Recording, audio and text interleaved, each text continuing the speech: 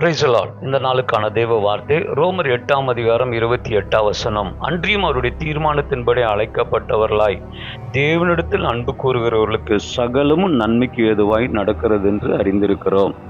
நம்முடைய ஆண்டவர் நன்மையானவைகளை தருகிறார். சகலமும் நன்மைக்கு ஏதுவாகவே செய்கிறவர் நம்முடைய ஆண்டவர். கர்த்தருக்கு ஸ்தோத்திரம் உண்டாவதாக. இந்த உலகத்தினுடைய சுவாபத்தை சொல்கிறேன். மனிதன் நன்மை செய்தால் திரும்ப நமக்கு நன்மை செய்கிறான். பிசாசு நன்மைக்கு பதிலாக தீமை செய்கிறான்.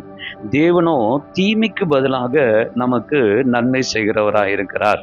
இந்த வசனத்தில் ஆண்டவர் நமக்கு நன்மையாகவே எல்லாவற்றையும் முடிப்பார் என்று எழுதப்பட்டிருக்கிறது. ஆனால் யாருக்கு என்று ரெண்டு காரியத்தை அங்கு சொல்கிறார். ஒன்று அழைக்கப்பட்டவர்களுக்கு, இரண்டாவது அன்பு கூறுகிறவர்களுக்கு. அருமையானவர்களே, நீங்களும் நானும் தேவனாலே அழைக்கப்பட்டிருக்கிறோம். அவருடைய பரிசுத்தவான்களாக அழைக்கப்பட்டிருக்கிறோம்.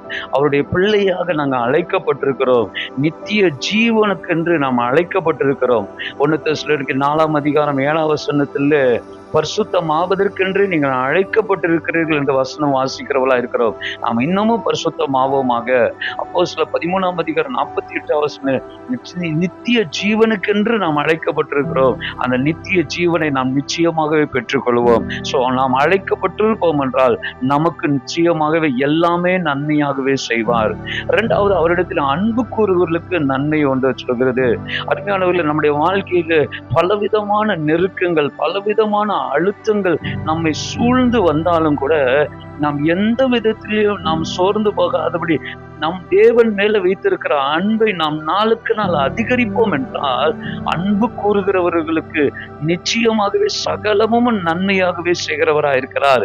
ஆபிரகாமுடைய வாழ்க்கையில கடுமையான ஒரு சோதனை. ஆதியாகமம் 22 வாசிக்கிறோம். தன்னுடைய மகனையே பலியாக கொடுக்கும்படி ஆண்டவர் சொல்லிவிட்டார். ஆனால் வேதம் சொல்லுகிறது, ஆபிரகாம் தேவன் மேலே அதிகமாக அன்பு வைத்தான். ஆகவே தான் எதையும் செய்வதற்கு அவன் துணிந்தான். கடைசியில நாம் பார்க்கிறோம், அவனுக்கு சகலமும் நன்மைக்கு ஏதுவாகவே முடிந்தது. அருமையானவர்களே, நன்மையாகவே செய்கிறவர் நம்முடைய ஆண்டவராகிய கர்த்தர். ஆதியாகம புஸ்தகம் 50:20 யோசேப்பு ஒரு அருமையான வார்த்தையை சொல்கிறார்.